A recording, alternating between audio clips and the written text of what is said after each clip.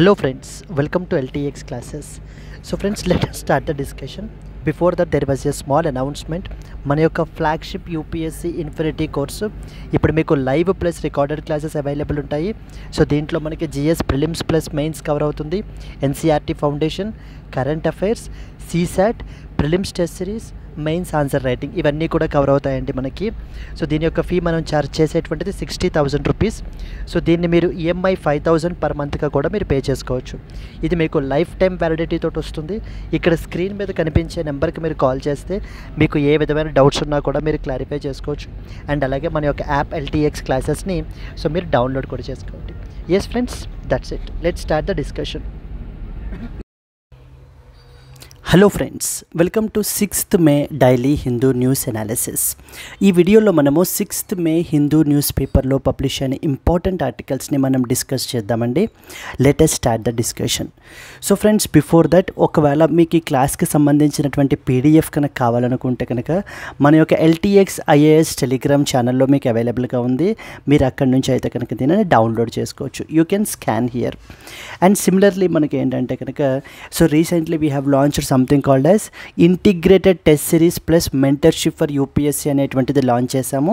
ఇది exclusively for senior aspirants, అంటే ఎవరిదైతే కనుక కోచింగ్ ఆల్రెడీ కంప్లీట్ అయిపోయి సో మీరు నెక్స్ట్ సెట్ ఆఫ్ ప్రిపరేషన్లో ఉన్నారో అలాంటి వాళ్ళకి ఇది ఎంతగానో ఉపయోగపడుతుంది.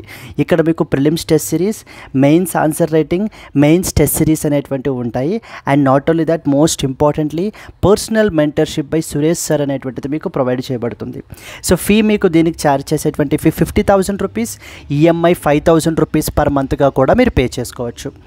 లైఫ్ టైం వ్యాలిడిటీ తోటి వస్తుంది. ఇక్కడ స్క్రీన్ మీద కనిపించే నెంబర్కి మీరు కాల్ చేస్తే కనుక మీకు ఏ విధమైన డౌట్స్ ఉన్నా కూడా క్లారిఫై చేసుకోవచ్చు. ఇక యూపీఎస్సీ ఇన్ఫినిటీ ప్రోగ్రామ్ అనేది బిగినర్, అంటే ఇప్పుడే మీరు ప్రిపరేషన్ స్టార్ట్ చేశారు అనేటువంటి వాళ్ళకి యూపీఎస్సీ ఇన్ఫినిటీ అనేటువంటిది చాలా ఇంపార్టెంట్ రోల్ మీకు ప్లే చేస్తుందండి. ఇక్కడ మీకు లైవ్ ప్లస్ రికార్డెడ్ క్లాసెస్ వస్తాయి. GS prelims plus mains, NCERT foundation, current affairs, CSAT, prelims test series and mains answer writing మనకి కవర్ అవుతుంది. దీనికి ఛార్జ్ చేసేటువంటి ఫీ వచ్చేసి 60,000 రూపీస్, ఈఎంఐ 5,000 రూపీస్ పర్ మంత్గా కూడా మీరు పే చేసుకోవచ్చు. లైఫ్ టైం వ్యాలిడిటీ తోటి వస్తుంది మీకు. Yes, let us start the discussion. అసలు ఇవాళ ఏం ఇంపార్టెంట్ ఆర్టికల్స్ కవర్ చేస్తాము అనేటువంటిది చూద్దాము. Then we will go into in detail discussion. First and foremost, CBI director Praveen Sood likely to get 1 year extension is the first important article that we will cover. And second important one, Trump to reopen the defunct Alcatraz prison so to house the ruthless offenders. United States of America nunchi maroka decision. Central government directed all the states to hold the civil defence డ్రిల్స్ని conduct చేయమని చెప్పేసి మనకి ఏంటి అని అంటే కనుక direction అయితే కనుక ఇష్యూ చేసింది. దాని గురించి మనం మాట్లాడుకుంటాము. Redrawing the not so pretty energy footprint of artificial intelligence and its energy consumption గురించి మనం మాట్లాడతాం. Putin dials Modi gives full support to fight against terror. India and as well as Russia గురించి ఇక్కడ మాట్లాడతాము. Trump threatens 100% tariff on films which are made outside the United States of America. One more decision from that of the Trump మనకి ఏంటి అని అంటే తీసుకోవడం జరుగుతుంది. At WTO US queries India's PLI scheme for that of the speciality steel గురించి, PLI scheme that is production linked incentive scheme గురించి మనం ఏంటంటే కనుక ఇక్కడ మనం మాట్లాడుకుంటాం. So these are the articles which we will cover in the today's Hindu news analysis. ఇక next వచ్చేటువంటి article that is the next important one, Igla S air defence missiles గురించి మనం ఏంటంటే కనుక మాట్లాడుకుంటాం. రష్యా నుంచి తీసుకురావడం జరిగింది. Biological diversity access and benefit sharing regulation 2025 రీసెంట్గా మనకి నేషనల్ బయోడైవర్సిటీ అథారిటీ నోటిఫై చేశారండి. నెక్స్ట్ వచ్చేసి red admiral butterfly for the first time in the Dhauladhar mountain ranges గురించి మనకి ఏంటి అంటే కనిపించిందని చెప్తున్నారు. దాని గురించి మనం మాట్లాడుకుంటాము. Poachers now target leopards more than that of the tigers. And finally, ECI net to unify over 40 ECI apps into that of the single platform. ఇవన్నీ మనం ఏంటి అని అంటే కనుక నైట్ లైవ్ కరెంట్ అఫైర్స్ క్లాస్లో మనం ఏంటంటే కనుక డిస్కస్ చేయబడడం జరుగుతుంది. ఎస్ అండి. సో ఇందాక చూపించినట్టుగా స్క్రీన్ మీద కనిపించినటువంటి నెంబర్కి మీరు కాల్ చేసినట్లయితే నైట్ లైవ్ కరెంట్ అఫైర్స్ క్లాస్లో మీరు జాయిన్ అవ్వచ్చు, which is a paid course. Yes, let us start the discussion and the first and foremost article. CBI Director Praveen Sood likely to get the 1 year extension అని చెప్పేసి మనకైతే కనుక ఒక important article publish అయింది. ఇది దేనికి సంబంధించిందంటే కనుక ఇంపార్టెంట్ బాడీస్ మనకు ఉంటాయన్నమాట. సో ఫర్ ఎగ్జాంపుల్ మనకి డిఫరెంట్ టైప్స్ ఆఫ్ బాడీస్ ఉంటాయి. మనకి ఏమేంటి అని అంటే కనుక ఎగ్జామ్ పర్స్పెక్టివ్లో మనకి తెలియాల్సినటువంటి బాడీస్ ఏవేంటి అని అంటే కనుక so we have something called as CBI, central bureau of investigation గురించి మనం తెలుసుకోవాలి. నెక్స్ట్ వన్ వచ్చేసి సివిసి, సెంట్రల్ విజిలెన్స్ కమిషన్ అంటారు, central vigilance commission. Then we have CIC, central information commission, central information commission. So then we have Lokpal, Lokpal అనేటువంటి body గురించి మనం study చేయాలి. Central bureau of investigation, central vigilance commission, central information commission, Lokpal, national investigation agency. ఇలా మనకి ఏంటంటే కనుక కొన్ని important bodies ఉంటాయి. వాటన్నిటి గురించి కూడా మనం చాలా క్లియర్గా తెలుసుకోవాలి.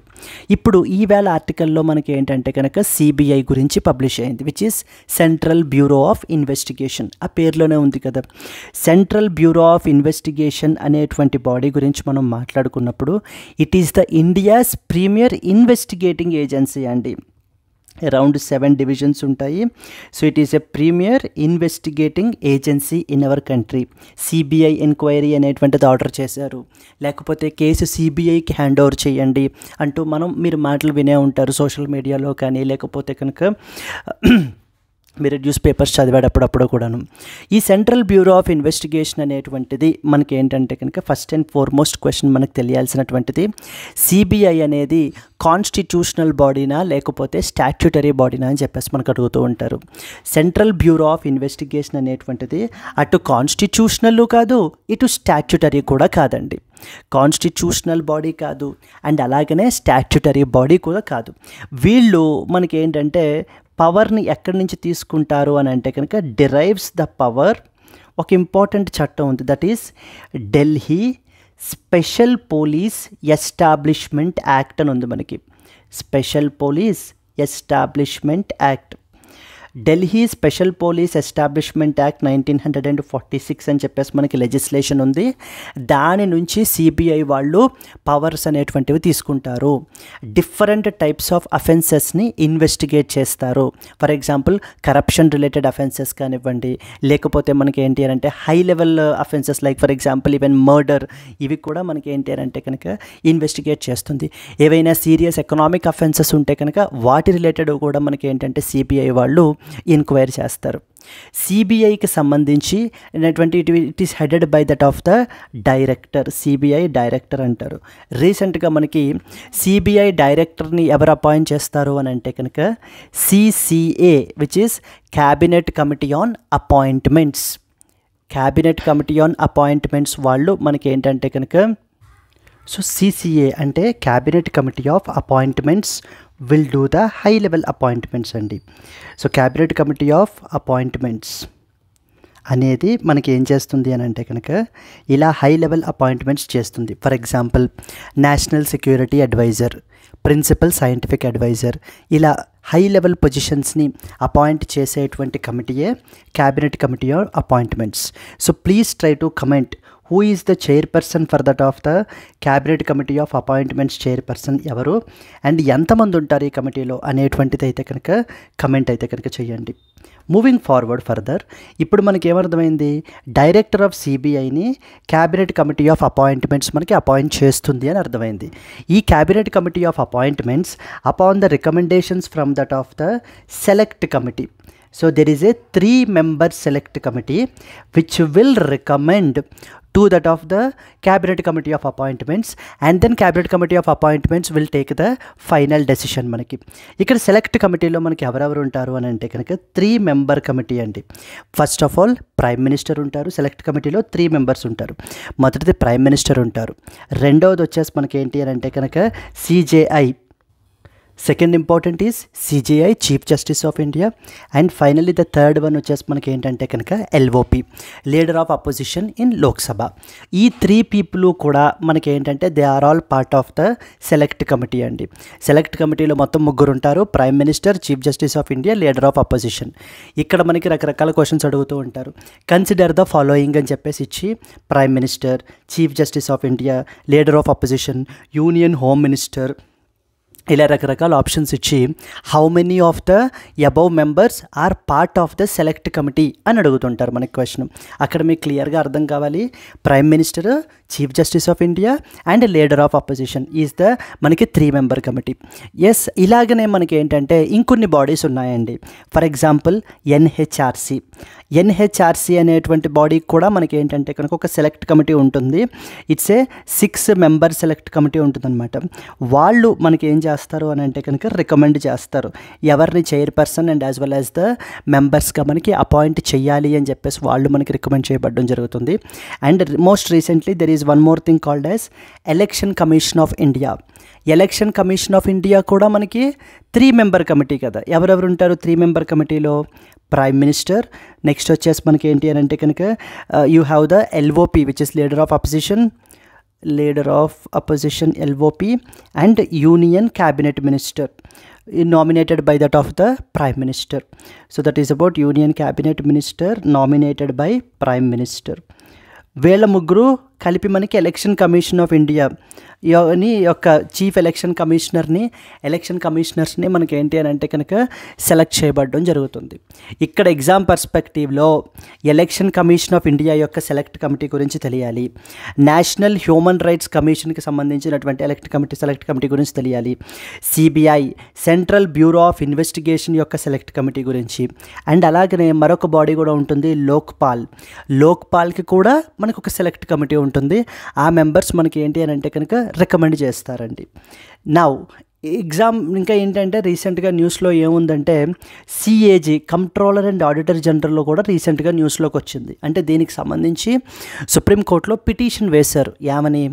ఇప్పుడు ఎలక్షన్ కమిషన్ ఆఫ్ ఇండియా విధంగానే ఏ విధంగా దానికి సెలెక్ట్ కమిటీ ఉందో సిఏజీకి కూడా అదే విధంగా సెలెక్ట్ కమిటీ ఉండాలి. అంటే ఇప్పుడు మనకి సిఏజీని ఎవరు అపాయింట్ చేస్తున్నారు? ప్రెసిడెంట్ ఆఫ్ ఇండియా అపాయింట్ చేస్తున్నారు.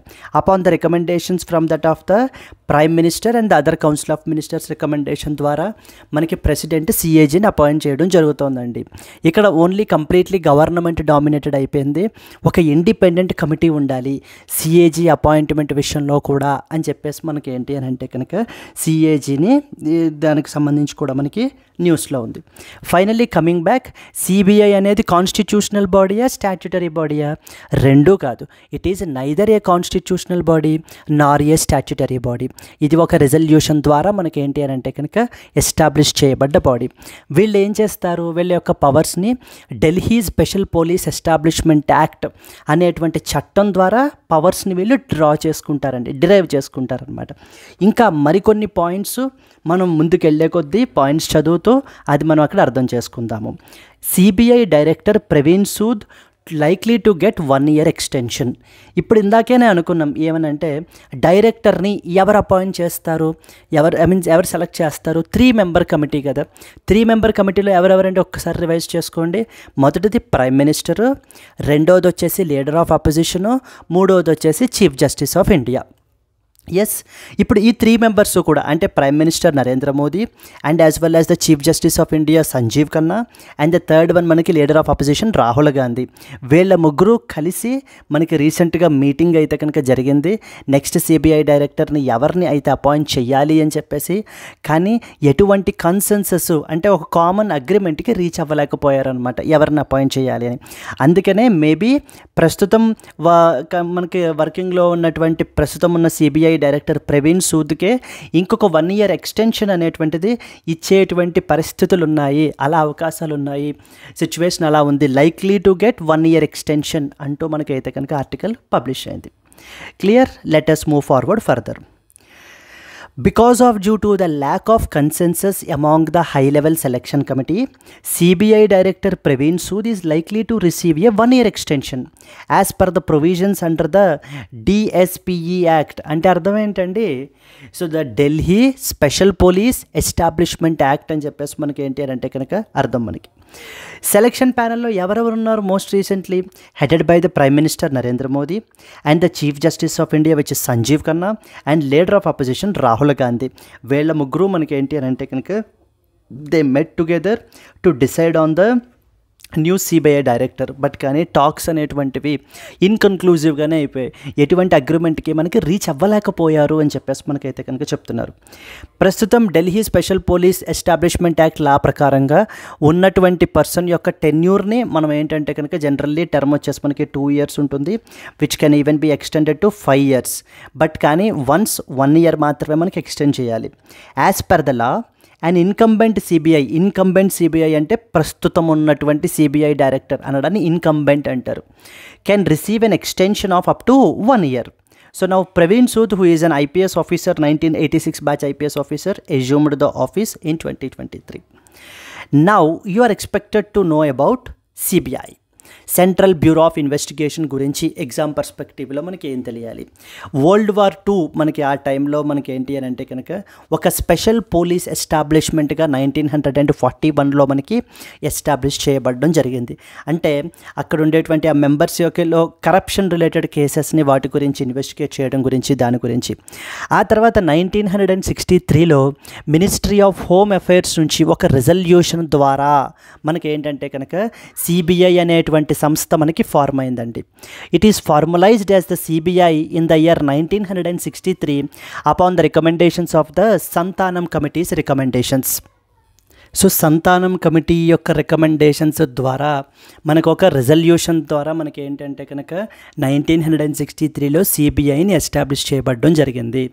ఇనీషియల్గా సిబిఐ అనేది మినిస్ట్రీ ఆఫ్ హోమ్ అఫైర్స్ యొక్క రెజల్యూషన్ ద్వారా మనకి ఎస్టాబ్లిష్ చేశారు. ఆ తర్వాత మనకి దాన్ని ఏంటి అని అంటే కనుక it was transferred to ministry of personnel public grievances and as well as the pensions. So consider the following statements about CBI అని అడుగుతూ ఉంటారండి మనకి.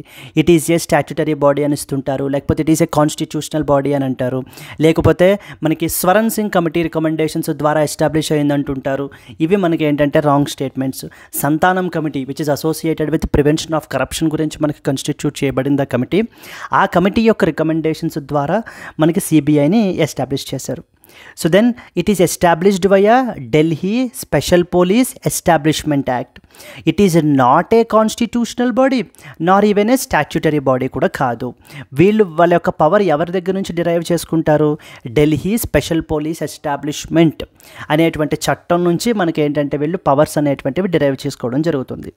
ఇందాకనే చెప్పాను, సిబిఐ డైరెక్టర్ని ఎవరు అపాయింట్ చేస్తారు? Appointments committee of the cabinet, nothing but cabinet committee of appointments based upon A panel recommendation. ఎంత ప్యానెల్? మనకి 3 member ప్యానెల్. మనకి ఎవరెవరు ఆ 3 members కూడా? ఆ ప్యానెల్లో prime minister will be the chairperson, leader of opposition in Lok Sabha, chief justice of India or a supreme court judge which is recommended by the chief justice of India మనకి మెంబర్గా ఉంటారు.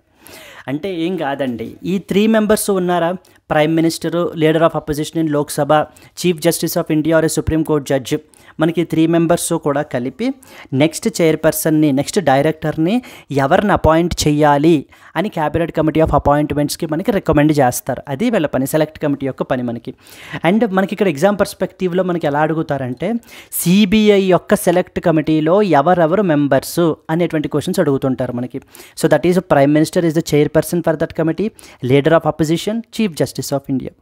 ఏమేం చేస్తుందండి సిబిఐ? చాలా డిఫరెంట్ యాక్టివిటీస్ చేస్తారు CBI వాళ్ళు.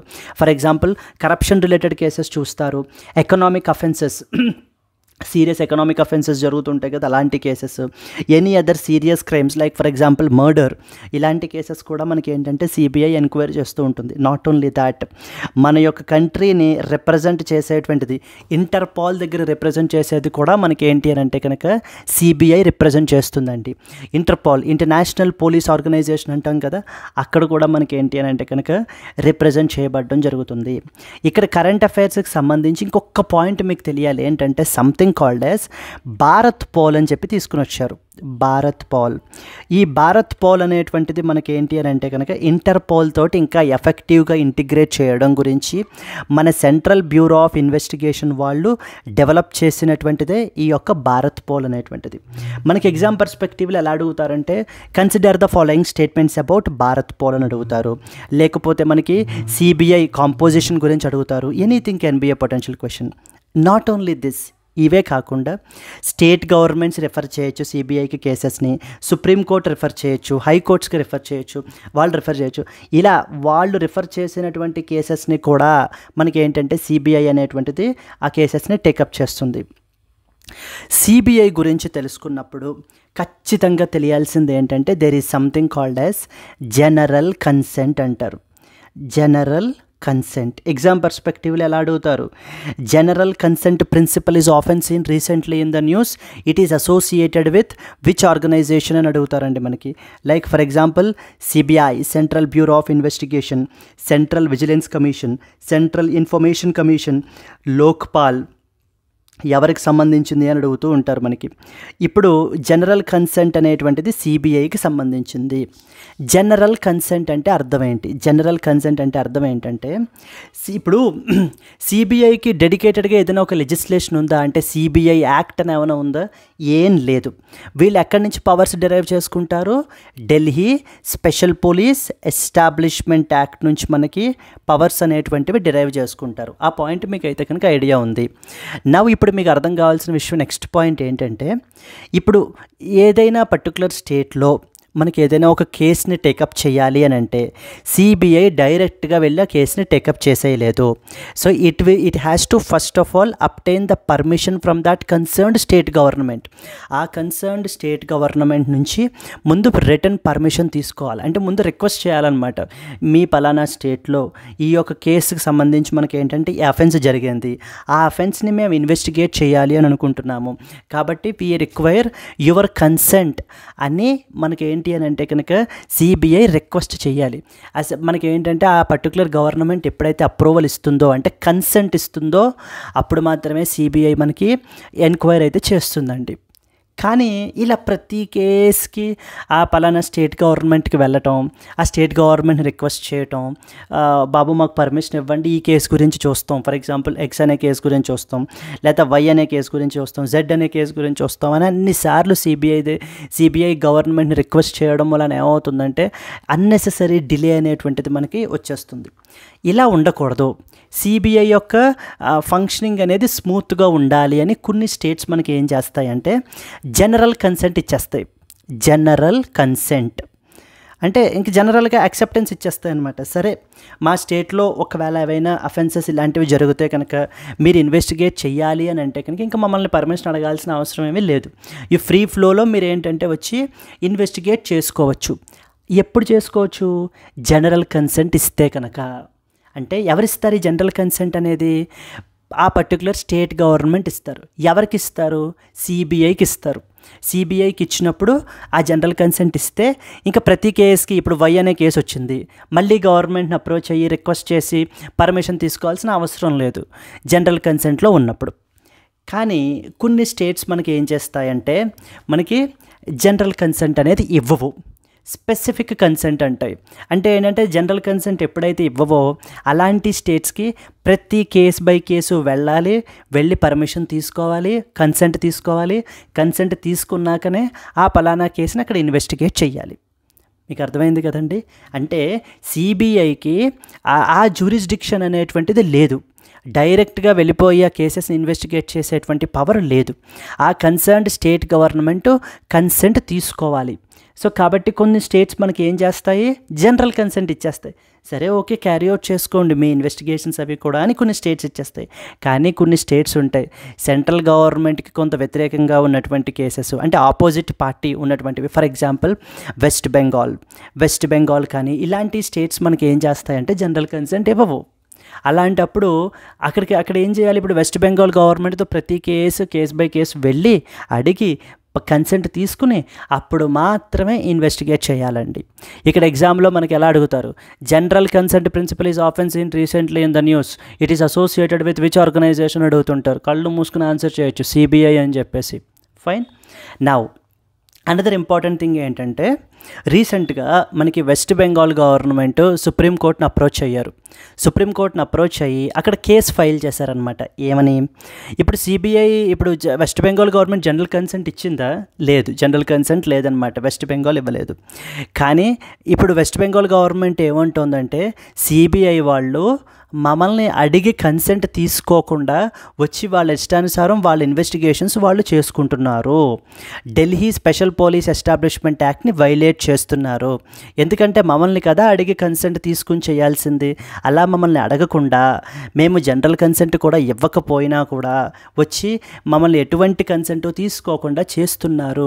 ఇది ఎంత మాత్రం violation of the DSPE and in turn violation of the constitution అంటూ మనకి ఏంటంటే కనుక వెస్ట్ బెంగాల్ గవర్నమెంట్ రీసెంట్గా సుప్రీంకోర్టులో మనకి కేసు అనేది ఫైల్ చేయడం జరిగిందండి.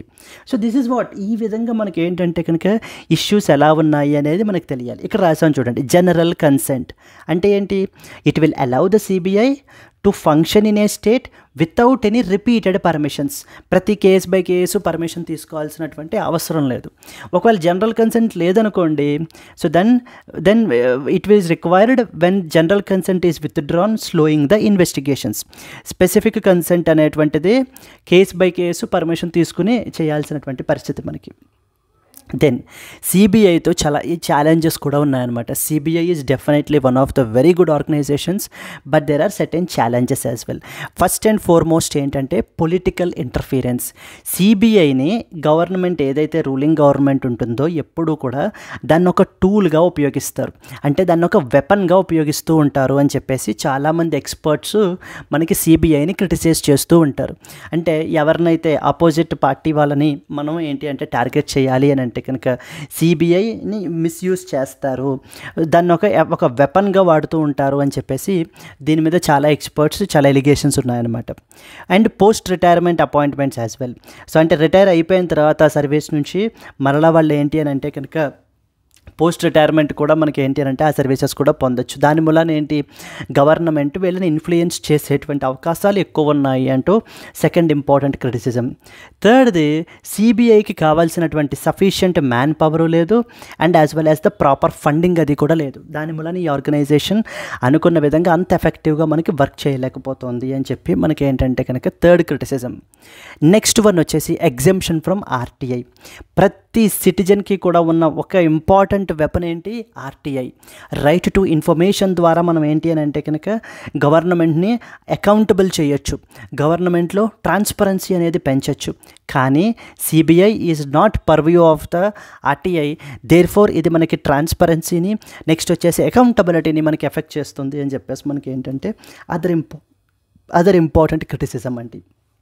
So these are some of the important points with respect to CBI must and షుడ్గా మనకి తెలియాల్సినటువంటివి.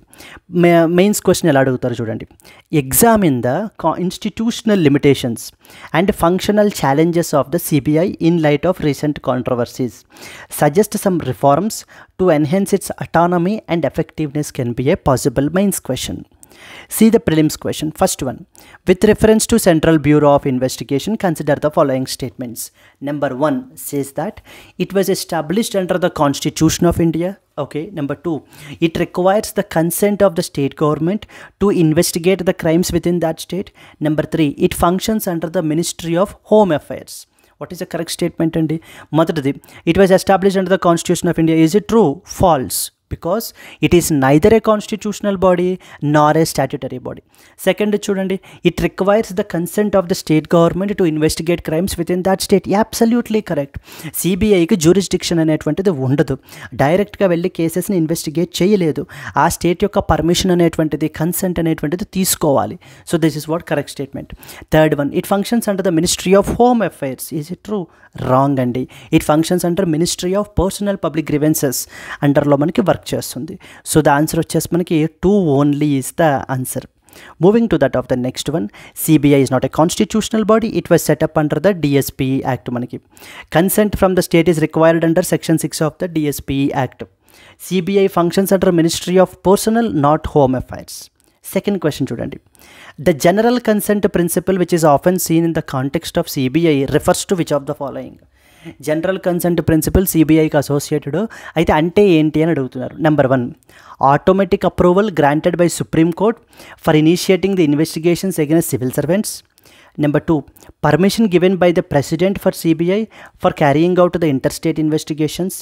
Number 3, a blanket approval that is given by a state government allowing the CBI to investigate within the jurisdiction without any prior case-wise consent. And number 4, consent by the Prime Minister for CBI to function under the Ministry of Home Affairs. I hope this is very easy question and by now you got the answer.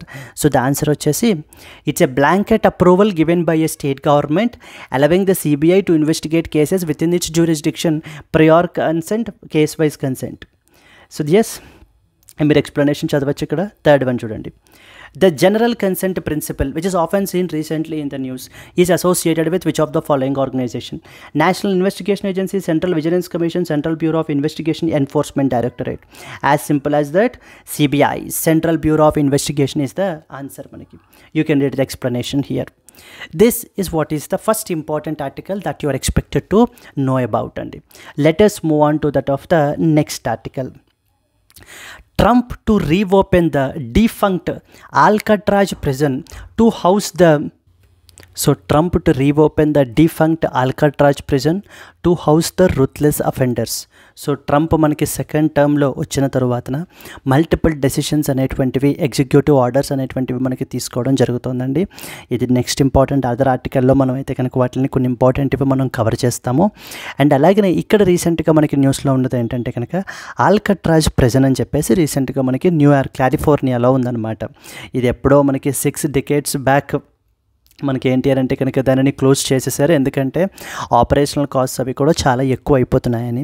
But ఇప్పుడు మనకి ఏంటంటే Trump మరలా దానిని ఇంకా enlarge చేసి rebuild చేసి అమెరికాలోనే most రుత్లెస్ మనకి ఏంటి అంటే కనుక అఫెండర్స్ని ఇక్కడ మనకి ఏమంటే ప్లేస్ చేయాలి అనేటువంటి డెసిషన్ని మనకైతే కనుక తీసుకోబడడం జరిగింది.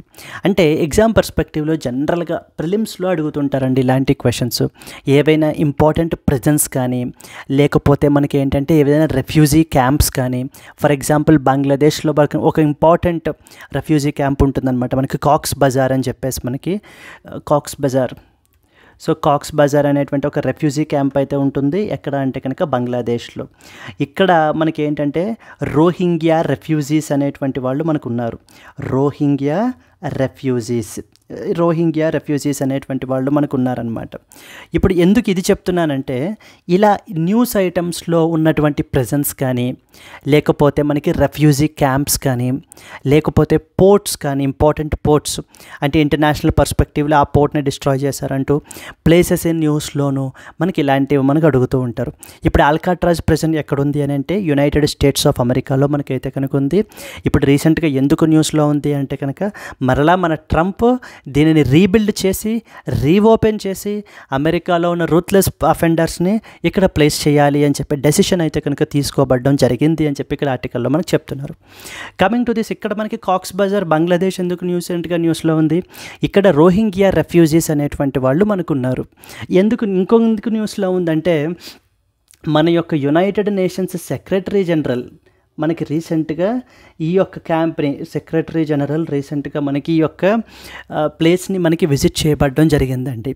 ఎందుకు విజిట్ చేశారంటే మన ట్రంప్ గారు వచ్చిన తర్వాత, యునైటెడ్ స్టేట్స్ ఆఫ్ అమెరికా వచ్చిన తర్వాత there is something when independent organisation called USAID అని ఒక ఆర్గనైజేషన్ ఉంది మనకి. USAID అనే ఆర్గనైజేషన్ ఉందన్నమాట.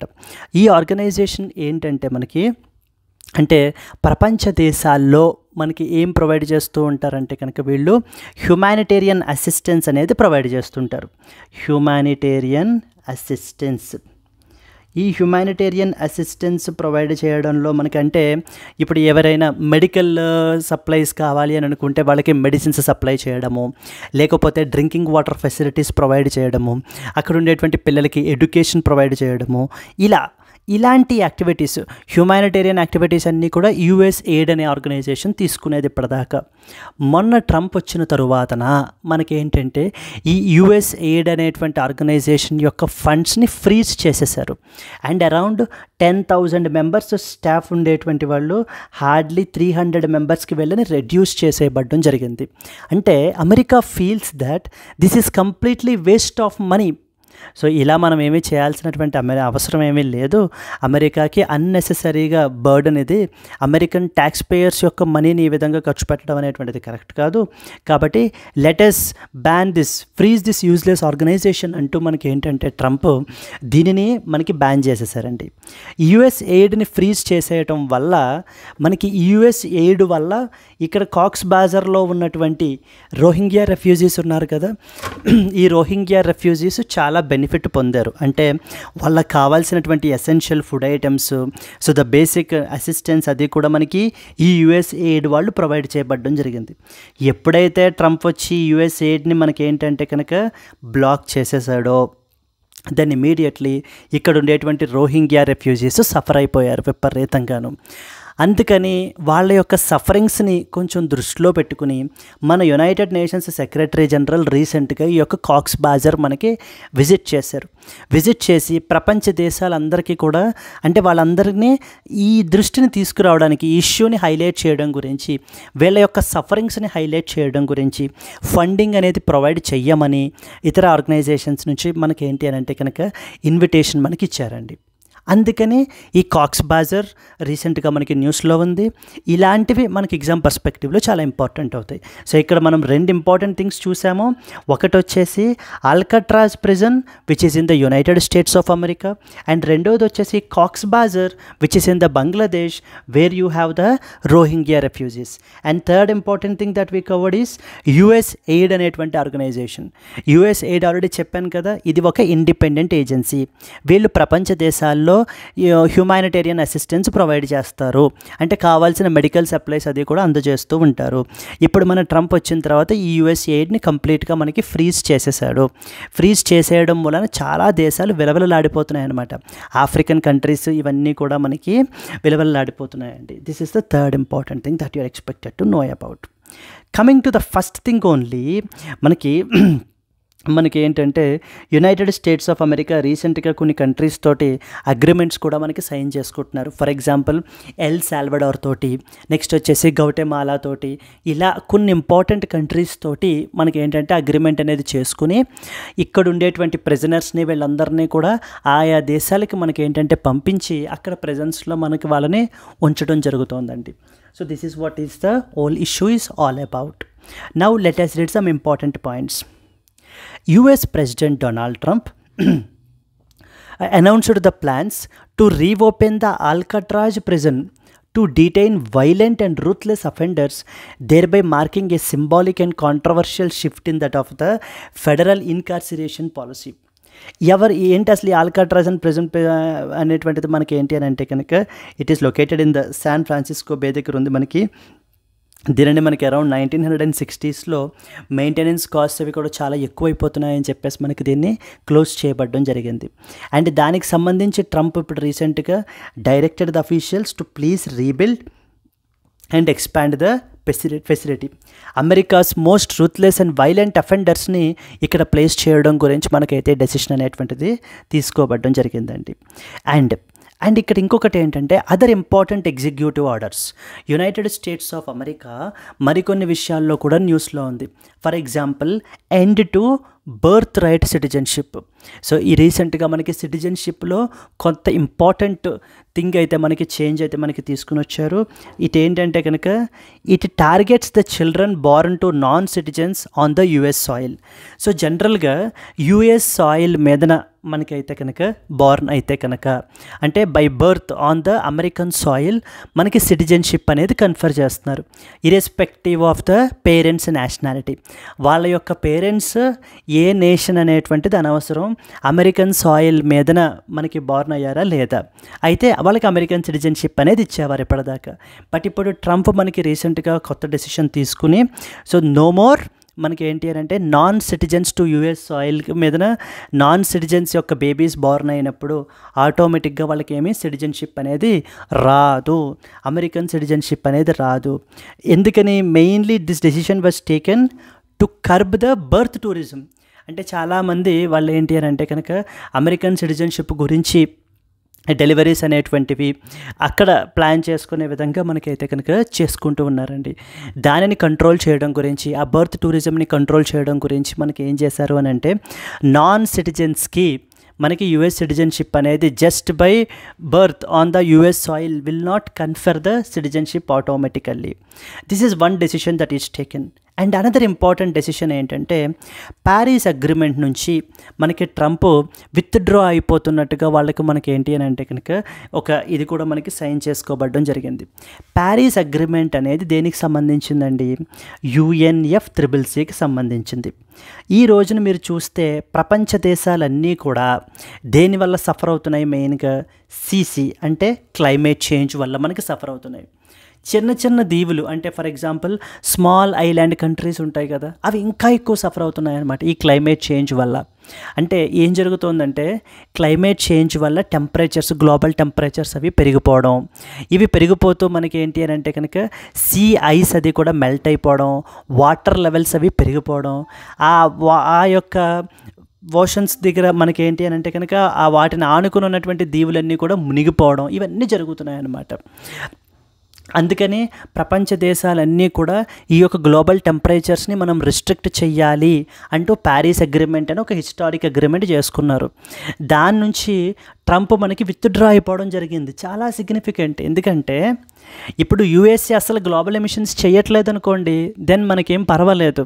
బట్ USA మనకి టాప్ ఎమిటర్, మనకి గ్రీన్ హౌస్ గ్యాసెస్ విషయానికి వచ్చేసరికి. మరి అలాంటి దేశం బయటకు వచ్చేస్తే ఇంకా మిగతా దేశాలు like for example China another biggest emitter, next India another biggest emitter, మరి వీళ్ళందరికీ కూడా మనం ఏమి మెసేజ్ ఇస్తున్నట్టు?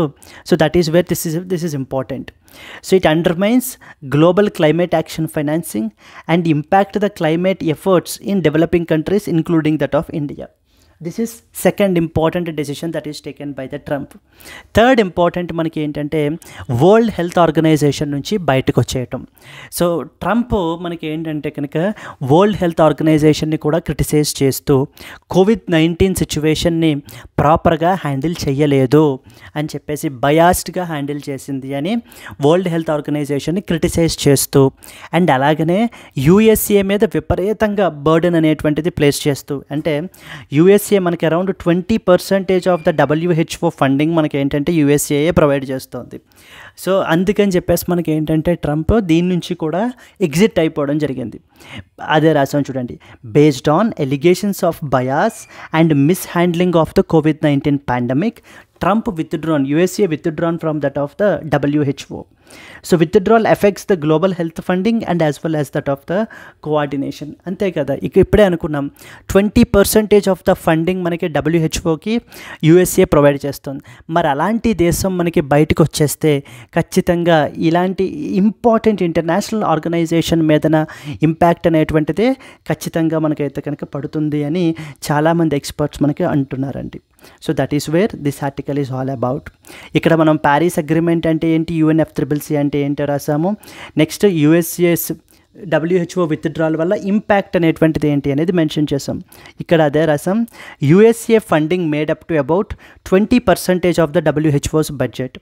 It could disrupt the disease control and global health initiatives. Possible mains question మనకి ఎలా ఉంటుంది అని అంటే కనుక, discuss the global and domestic implications of recent executive orders signed by US President, including the withdrawal from WHO and from that of the Paris Agreement. WHO నుంచి withdraw అయిపోవడం వల్ల, Paris agreement నుంచి విత్డ్రా అయిపోవడం వల్ల, United States of America withdraw అవ్వడం వల్ల implications ఏంటి అని చెప్పేసి మనకి క్వశ్చన్ అయితే మనకి డిమాండ్ చేస్తుందండి ఇక్కడ. అండ్ అనదర్ ఇంపార్టెంట్ డెసిషన్స్ మీరు తీసుకుంటే కనుక, ఫర్ ఎగ్జాంపుల్ ట్రంప్ మనకి ఏంటంటే గ్రీన్ ల్యాండ్ని ఆక్యుపై చేసేసుకుంటాను, మరలా నేను టేక్ ఓవర్ చేసుకుంటాను గ్రీన్ ల్యాండ్ని అంటూ థ్రెట్స్ అనేటువంటిది ఇవ్వబడడం జరుగుతుంది. అండ్ అలాగనే పనామా కెనాల్ని కూడా మరలా టేక్ ఓవర్ చేసుకుంటాము, పనామా కెనాల్ని కూడా మరలా టేక్ ఓవర్ చేసుకుంటాము అని చెప్పి మనకి ట్రంప్ మనకి ఇక్కడ కూడా థ్రెట్స్ అనేది ఇస్తున్నారు. ఎందుకని పనామా కెనాల్ని టేక్ ఓవర్ చేసుకుంటాము అంటున్నారు అని అంటే కనుక ఇట్స్ బికాస్ పనామా కెనాల్ దగ్గర చైనా వాళ్ళ యొక్క ఇన్ఫ్లుయెన్స్ అనేటువంటిది ఎక్కువైపోతుంది. అమెరికన్ షిప్స్ మీద విపరీతంగా ఛార్జెస్ అనేటువంటివి వేస్తున్నారు అని ఈ యొక్క పనామా కెనాల్ని కూడా మరలా తిరిగి టేక్ ఓవర్ చేసుకుంటాము అనేది ట్రంప్ భయపెడుతున్నాడు అనమాట. అలా అని ఇక నెక్స్ట్ ఇంపార్టెంట్ థింగ్ ఇంకా మీకు చెప్పాల్సిన అవసరం లేదు, మీరు ఆల్రెడీ చూస్తూనే ఉన్నారు.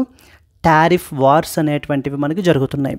సో టారిఫ్ వార్స్ అంటే మొత్తం అన్ని దేశాల మీదన కూడా అంటే యుఎస్ఏ యొక్క majority of the trading partners మీదన ఈ యొక్క టారిఫ్స్ ఇంపోజ్ చేసేయడం జరిగింది. ఇండియా మీదన కూడా అరౌండ్ 27% టారిఫ్ ఇంపోజ్ చేశారు. తర్వాత దానిని మనకి 26%కి రెడ్యూస్ చేశారు.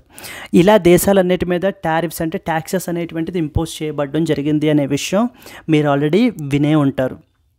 బట్ అండ్ అలాగే మీరు ఇంకొకటి కూడా విని ఉంటారు, ఇప్పుడు ప్రస్తుతము 90 డే పాజ్ పీరియడ్ అయితే నడుస్తోంది అని చెప్పేసి.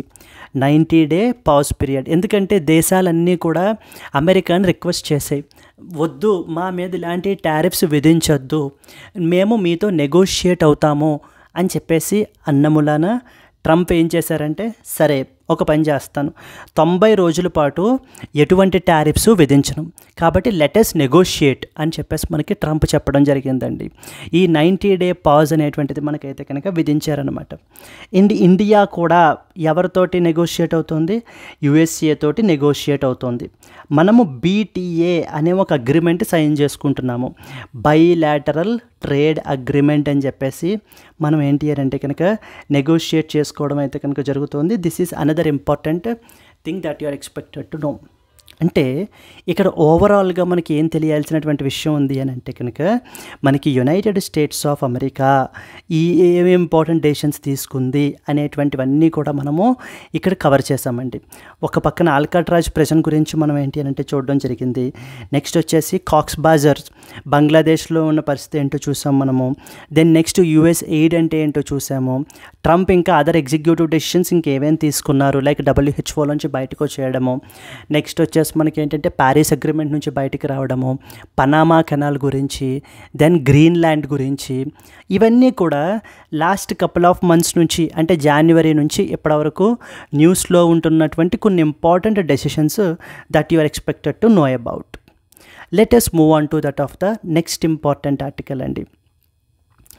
Centre directed the states to hold the civil defence drills. So మనకి ఏంటి అని అంటే కనుక మొత్తం అన్ని ఆల్మోస్ట్ స్టేట్ గవర్నమెంట్స్ని సెంట్రల్ గవర్నమెంట్ ఏంటి అని అంటే కనుక the union home ministry so మొత్తం స్టేట్స్ని అయితే కనుక అడుగుతోంది ఏమని అని అంటే కనుక in case now this is a measure that is taken after the Pahalgam terror attack తరువాతన సెంట్రల్ గవర్నమెంట్ మనకి చాలా ఇనిషియేటివ్స్ తీసుకుంటుంది as a response to Pakistan. For example Indus water ట్రీటీని సస్పెండ్ చేయడం అయితే కనుక జరిగింది. దెన్ నెక్స్ట్ వచ్చేసి సార్క్ వీసా అండర్ ఎగ్జామ్షన్ స్కీమ్లో ఉన్నటువంటి వీసాలన్నింటినీ కూడా క్యాన్సిల్ చేయడము, హై కమిషన్ యొక్క స్ట్రెంగ్త్ని తగ్గించడము, కొన్ని ఇంపార్టెంట్ డెసిషన్స్ తీసుకుంటున్నారు. ఇప్పుడు ఇంకొకటి ఏంటంటే కనుక మొత్తం అరౌండ్ 244 కేటగరైజ్డ్ డిస్ట్రిక్ట్స్లో మనకి ఏంటి అని అంటే కనుక ఈ సివిల్ డిఫెన్స్ డ్రిల్స్ అనేటువంటిది కండక్ట్ చేస్తున్నారు. అంటే సివిలియన్స్కి మా పీపుల్కి మనకి ఏంటి అని అంటే కనుక various aspects of defence measures in the event of A hostile attack. ఒకవేళ ఏదైనా అటాక్ జరిగినప్పుడు ఎటువంటి మెజర్స్ అనేటువంటివి తీసుకోవాలి అంటూ మనకి ఏంటి అని అంటే కనుక ఈ యొక్క సివిల్ డిఫెన్స్ డ్రిల్స్ అనేటువంటిది కండక్ట్ చేయడం అయితే కనుక జరుగుతోందండి. So that is country wide exercise to include air raid sirens and evacuation plans. Drills to begin tomorrow and continue till Friday amid escalating tensions between India and Pakistan following that of the Pahalgam attack. So ఈ యొక్క Pahalgam attack తర్వాతన మనకి ఏంటి అని అంటే కనుక ఈ యొక్క ఇనిషియేటివ్ తీసుకోబడడం జరిగింది. We have something called as DGCD అని ఒక బాడీ ఉంటుంది. అంటే directorate general of civil defence అని అర్థం. Directorate general of civil defence అనేటువంటి బాడీ ఉంది.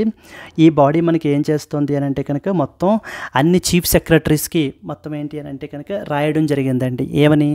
To organise a civil defence ఎక్సర్సైజ్ని కండక్ట్ చేయండి అని చెప్పేసి మనకి ఏంటి అని అంటే కనుక చెప్పబడడం జరిగిందనమాట. So this is another important thing that you are expected to know about. Moving on to that of the next important article.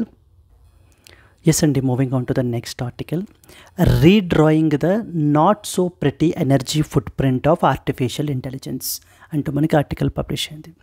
So ఏం చెప్తుందంటే, ఈ రోజున ఆర్టిఫిషియల్ ఇంటెలిజెన్స్ అంటే తెలియనటువంటి వాళ్ళు, లేదా rather than saying artificial intelligence, so ChatGPT అంటే తెలియనటువంటి వాళ్ళు అయితే కనుక ఎవరూ లేరు. ప్రతి ఒక్కళ్ళు కూడా ఏదో ఒక టాస్క్కి maybe for their work purpose or maybe just for fun మనకి ఏంటి అని అంటే కనుక యూస్ చేసి ఉంటారు ఈ యొక్క టూల్స్ని. సో సిమిలర్లీ ఇక్కడ మనకి చాట్ జీపీటీ లాగానే there is one more tool called as mid journey అని చెప్పేసి మనకు అంటూ ఉంటారు. దెన్ చాట్ జీపీటీ ఇది కూడా ఉపయోగించి రీసెంట్గా సో గిబ్లీ స్టైల్ ఫొటోస్ మనకి ఏంటి అంటే ఇమేజెస్ అనేటువంటివి సోషల్ మీడియాలో మీరు చూసుంటారు, మీరు ఆల్రెడీ చేసి కూడా ఉండుంటారు. బట్ కానీ ఈ యొక్క ఏఐ డెవలప్మెంట్ అనేటువంటిది సో పీపుల్లో చాలా ఎక్సైట్మెంట్ అయితే మనకి క్రియేట్ చేసింది. And at the same time చాలా హ్యూజ్ అప్లికేషన్స్ కూడా ఉన్నాయి మనకి ఆర్టిఫిషియల్ ఇంటెలిజెన్స్కి సంబంధించి. లైక్ అది ఎడ్యుకేషన్ సెక్టార్ కానివ్వండి, హెల్త్ కేర్ సెక్టార్ కానివ్వండి, ఏదైనా కూడా ఏఐ హ్యాస్ మల్టిపుల్ బెనిఫిట్స్ మనకైతే కనుక ఉన్నాయి. బట్ ఇక్కడ ఈ ఆర్టికల్లో కాన్సన్ట్రేట్ చేసేదంతా కూడా ఏంటి అని అంటే కనుక ఈ యొక్క AI technology development and its energy consumption మీదన మనకి ఏంటి అని అంటే కనుక ఆర్టికల్ బేస్ అయ్యి ఉంది. ఇప్పుడు ఆథర్ మనకి ఇక్కడ ఏమని రాస్తున్నారు అని అంటే, ఆర్టిఫిషియల్ ఇంటెలిజెన్స్ అనేటువంటిది మొత్తం అందరి ఎక్సైట్మెంట్కి ఇదవుతోంది. బట్ కానీ ఇదే ఏఐ డెవలప్మెంట్ అనేటువంటిది ప్రస్తుతం చాలా అన్సస్టైనబుల్గా ఉంది. ఎందుకనంటే ఫర్ ఎగ్జాంపుల్ ఈ యొక్క ఆర్టిఫిషియల్ ఇంటెలిజెన్స్ డెవలప్మెంట్ అనేటువంటిది చేయాలి అని అంటే, లేకపోతే ఇప్పుడు మనము చాట్ జీపీటీతో ఇంటరాక్ట్ అవ్వాలి అని అంటే ఎక్కడో అక్కడ ఉన్నటువంటి డేటా సెంటర్స్ మనకి ఏంటి అని అంటే ఫంక్షన్ చేస్తూ ఉంటాయి. అవి హ్యూజ్ అమౌంట్ ఆఫ్ ఎలక్ట్రిసిటీని కన్జ్యూమ్ చేస్తూ ఉంటాయి. కానీ ఆ ఎలక్ట్రిసిటీ ఎక్కడి నుంచి వస్తుంది? ఫాజిల్ ఫ్యూయల్స్ నుంచి వస్తుంది. అంటే థర్మల్ బేస్డ్ ఎలక్ట్రిసిటీ, లేకపోతే మనకి కోల్ బేస్డ్ ఎలక్ట్రిసిటీ, ఇలా ఫాజిల్ ఫ్యూయల్స్ నుంచి యూస్ చేస్తున్నటువంటి ఎలక్ట్రిసిటీ కన్జ్యూమ్ చేసుకుని మనకి ఏంటంటే ఈ అవుట్పుట్స్ని మనకైతే ఇస్తున్నాం. ఏఐని మనం ఈ విధంగా డెవలప్ చేస్తున్నాం. ఇది లాంగ్ రన్లో ఎంత మాత్రం కరెక్టు? ఎందుకనంటే మనకి విపరీతంగా ఎలక్ట్రిసిటీ కన్జంప్షన్ అనేది పెరిగిపోతుంది. కార్బన్ ఎమిషన్స్ అనేటువంటివి పెరిగిపోతున్నాయి. ఎన్విరాన్మెంట్ మీద విపరీతంగా బర్డెన్ అనేటువంటిది పడుతోంది. కాబట్టి ఇప్పుడు మనం ఏం చేయాలి అని అంటే, ఆర్టిఫిషియల్ ఇంటెలిజెన్స్ డెవలప్మెంట్ తప్పు కాదు, ఆ డెవలప్మెంట్ చేసే విధానంలో తప్పు ఉంది. అంటే వాటికి ఇవ్వాల్సిన ఎనర్జీ కన్జంప్షన్ ఏదైతే ఉందో అది మనము రెన్యూవబుల్ ఎనర్జీ సోర్సెస్ ద్వారా మనం ప్రొవైడ్ చేయగలగాలి. ఎన్విరాన్మెంటల్ కాస్ట్ని ఎంత తగ్గించి వీలైతే అంత తగ్గించగలగాలి అని కొన్ని ఇంపార్టెంట్ సొల్యూషన్స్ కూడా మనకి ఈ ఆర్టికల్లో ఆథర్ మనకి ఇస్తున్నారండి. క్లియర్? సో దీనికి సంబంధించి let us read some important points, అప్పుడు మీకు ఇంకా క్లారిటీ అనేటువంటిది వస్తుంది. This article highlights you the growing energy consumption of artificial intelligence technologies and raises concerns about their unsustainable environmental impact. So ఏ విధంగా ఎన్విరాన్మెంట్ మీద ఇంపాక్ట్ పడుతోంది అనేటువంటి దాన్ని మనం ఇక్కడ అర్థం చేసుకోవాలి. అండ్ అలాగనే ఒక ఇంపార్టెంట్ సొల్యూషన్ ఏంటంటే something called as small modular reactors గురించి మనకి ఏంటి అని అంటే కనుక ఇదొక అవకాశం మనకి న్యూక్లియర్ ఎనర్జీ అండర్లో ఈ స్మాల్ మాడ్యులర్ రియాక్టర్స్ని మనం డెవలప్ చేసినట్లయితే కనుక it will be a viable and a cleaner alternative to support this AI driven future. AI డెవలప్మెంట్ని మనం ఫర్దర్గా కంటిన్యూ చేయాలి అని అంటే, సస్టైనబుల్గా ఆ డెవలప్మెంట్ అనేది ఉండాలి అని అంటే మనం ఇలాంటి సొల్యూషన్స్ ఏవో చూడాలి అంటూ మనకి ఇక్కడ ఆథర్ చెప్పడం జరుగుతోందండి. ఫర్ ఎగ్జాంపుల్ ఇక్కడ చూడండి, ఏఐస్ హై ఎనర్జీ డిమాండ్. ఇప్పుడు generative AI tools like for example ChatGPT 4o కానీ they will produce advanced outputs like for example Ghibli style portraits in seconds. But each prompt runs on energy intensive data centres. మనం just ఒక prompt ఇస్తాం అంతే. So and so task చేయమని చెప్పేసి ఆ చిన్న prompt వల్ల మనకి ఏంటి అని అంటే కనుక హ్యూజ్ కన్జంప్షన్ ఆఫ్ ఎలక్ట్రిసిటీ అనేటువంటిది మనకి జరుగుతోంది. And according to projections AI data centres could consume 10% of the global electricity by the year 2030. అంటే 2030 నాటికి ఇప్పుడు ఎలక్ట్రిసిటీ కన్జంప్షన్లో, గ్లోబల్ ఎలక్ట్రిసిటీ కన్జంప్షన్లో 10% ఆఫ్ ద ఎలక్ట్రిసిటీ కన్జంప్షన్ మనకి ఏంటంటే కనుక ఈ యొక్క డేటా సెంటర్స్ వల్లనే మనకైతే కనుక జరుగుతుంది. ఇవే కన్జ్యూమ్ చేస్తాయి, thereby posing a major sustainability challenge అని చెప్పేసి మనకి ఇక్కడ మనకి కమెంట్ చేయడం జరుగుతుంది. Okay, then AI tools consume large volumes of fossil fuel based electricity, thereby leading to carbon emissions. Carbon emissions ఎప్పుడైతే మనకు పెరిగిపోతాయో గ్లోబల్ వార్మింగ్ అనేటువంటిది పెరిగిపోతుంది, టెంపరేచర్స్ అనేటువంటివి పెరిగిపోతే హ్యూజ్ ఎన్విరాన్మెంటల్ కాస్ట్స్ అనేటువంటివి మనకైతే కనుక జరుగుతున్నాయి అని చెప్పేసి మనకి ఏంటంటే చెప్పడం జరుగుతుంది. ఇప్పుడు మనము చాట్ జీపీటీని కానివ్వండి, చాట్ బాట్స్ని కానివ్వండి, లేకపోతే మిడ్ జర్నీ లాంటి ఇమేజ్ జనరేటర్స్ కానివ్వండి, ఇవి మనకి హ్యూజ్ అమౌంట్ ఆఫ్ కార్బన్ డైఆక్సైడ్ని మనకి రిలీజ్ చేస్తున్నాయి అంటూ ఆధార్ మనకి రాసుకొస్తున్నారండి ఇక్కడ. ఓకే, దెన్ దేర్ ఫోర్ మనకి ఏంటి అని అంటే కనుక సొల్యూషన్స్ ఏంటి వీటికి అనేటువంటిది మనం ఇక్కడ అర్థం కావాలి. First and foremost solution Aadhaar ఏం సజెస్ట్ చేస్తున్నారంటే ప్రతి AI కంపెనీ కూడా డిస్క్లోజ్ చేయాలట. ఏం డిస్క్లోజ్ చేయాలి? వాళ్ళు AI టూల్స్ని డెవలప్ చేయడం గురించి ఎంత ఎనర్జీ యూజ్ చేసుకుంటున్నారు, ఆ ఎనర్జీలో ఎలక్ట్రిసిటీ అంటే ఫాజిల్ ఫ్యూయల్స్ నుంచి ఎంత వస్తుంది, సోర్స్ ఆఫ్ ఎలక్ట్రిసిటీ అనేటువంటిది, నెక్స్ట్ మీ ఎనర్జీ కన్జంప్షన్ తగ్గించడానికి మీరు ఏం చేస్తున్నారు అనేటువంటివి ఈ AI కంపెనీస్ అన్నీ కూడా మనకి ఏంటి అని అంటే కనుక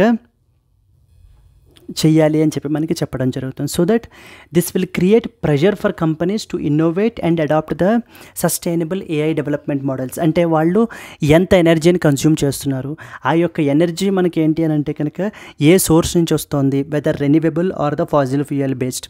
దెన్ నెక్స్ట్ వచ్చేసి మనకి ఏంటి అని అంటే కనుక ఎనర్జీ కన్జంప్షన్ని రెడ్యూస్ చేయడానికి వీళ్ళు స్టెప్స్ ఏం తీసుకుంటున్నారు అంటూ మనకి ఏంటి అని అంటే కనుక ప్రొవైడ్ చేయాలి అంటూ మనకి చెప్పడం జరుగుతుంది. సెకండ్ ఇంపార్టెంట్ ఏంటి అంటే కనుక అడాప్షన్ ఆఫ్ స్మాల్ మాడ్యులర్ రియాక్టర్స్ని మనం అడాప్ట్ చేసుకోవటం వల్ల, అంటే డేటా సెంటర్స్కి దగ్గరగా ఈ స్మాల్ మాడ్యులర్ రియాక్టర్స్ని మనం ప్లేస్ చేయటం వల్ల 24/7 క్లీన్ ఎనర్జీ అనేటువంటి దానిని మనం ఏంటంటే డేటా సెంటర్స్కి ప్రొవైడ్ చేయొచ్చు అనేది సెకండ్ ఇంపార్టెంట్ ఐడియా.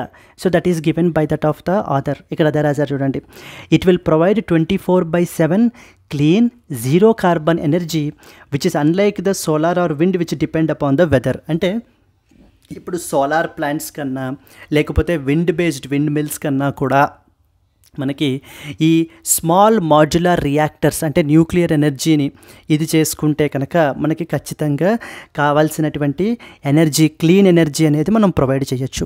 ఆ క్లీన్ ఎనర్జీ ద్వారా మనం సస్టైనబుల్గా AI డెవలప్మెంట్ అనేటువంటిది చేయొచ్చు అనేది ఇక్కడ వ్యూ పాయింట్ అండి. So this is what is the next important article that you are expected to know about. Clear, moving on to and అలాగనే పబ్లిక్ ప్రైవేట్ పార్ట్నర్షిప్ని కూడా ఫర్దర్గా స్ట్రెంగ్తన్ చేయాలి. So that government and private sources మనకి ఏంటి అని అంటే పూలిన్ అవ్వడం వల్ల మనము clean energy systems for artificial intelligence అనేది డెవలప్ చేయొచ్చు. అప్పుడు అంటే మనము AI డెవలప్మెంట్కి కావాల్సినటువంటి ఎనర్జీని మనము సస్టైనబుల్గా క్లీన్ ఎనర్జీ అనేది మనం ప్రొవైడ్ చేసినట్లయితే AI డెవలప్మెంట్ వల్ల ఎన్విరాన్మెంటల్ కాస్ట్ అనేటువంటిది తగ్గి మనం అందరి బెనిఫిట్ గురించి మనం ఏంటంటే కనుక దానిని ఉపయోగించవచ్చు. This is what is the authors view point. Moving on to that of the next important article. Putin dials the Modi gives full support to fight against the terror.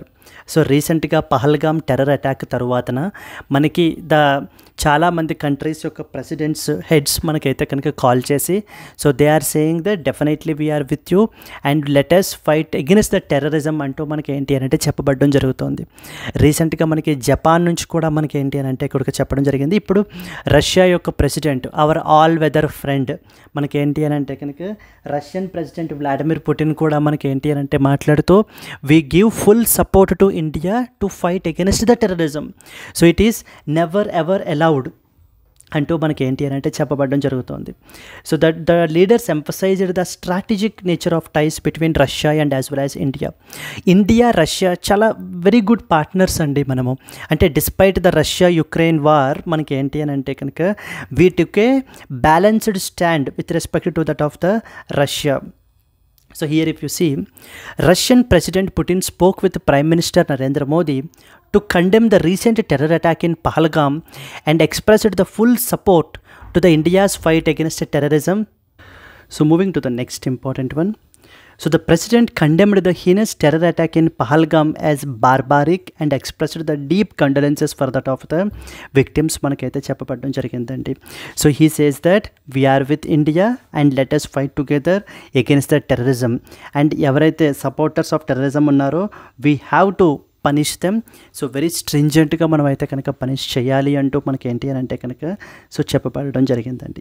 So this is what is another important article that we are expected to know about. So then మనకి ఏంటి అని అంటే Pahalgam terror attack and in the aftermath అంటే India మనకి ఏమేమి initiatives తీసుకుంది అనేటువంటివి చాలా ఇంపార్టెంట్ మనకి మెయిన్స్ పర్స్పెక్టివ్లో. సో లైక్ ఫర్ ఎగ్జాంపుల్స్ ఇందాక చెప్పినట్టుగా suspension of India's water treaty కానివ్వండి, లేకపోతే asking the states to conduct the civil defence డ్రిల్స్ని కండక్ట్ చేయమని చెప్పేసి చెప్పడం కానివ్వండి, ఇలా మనము మల్టిపుల్ ఇనిషియేటివ్స్ అనేటువంటివి మనం తీసుకుంటున్నాం అనమాట. And even down the line మనం ఈవెన్ ఇంటర్నేషనల్ ప్లాట్ఫామ్స్లో కూడా పాకిస్తాన్ని మనకి డిప్లొమాటిక్గా మనం ఐసోలేట్ చేయడానికి మనం ఏంటి అని అంటే కనుక so we will definitely do it. So this is what is the next important article so that you are expected to know about. So further moving on to that of the next one. So now coming to the today's question. General consent principle is often seen recently in the news. It is associated with A. Enforcement Directorate, B. Central Bureau of Investigation, C. National Investigation Agency, D. Reserve Bank of India. So these are the important options and if you know the answer please comment your answer. And అలాగే if you have like the video please to like it and share it to your friends as well. So and అలాగనే మీరు ఏంటి అని అంటే కనుక ఈ యొక్క PDF అనేటువంటిది మన టెలిగ్రామ్ ఛానల్లో అవైలబుల్ ఉంటుంది. మీరు అక్కడ నుంచి జాయిన్ అయ్యి డౌన్లోడ్ కూడా మీరు చేసుకోవచ్చు. Let us meet again in the next Hindu news analysis. Until then, happy learning. All the best. Bye bye, Andy.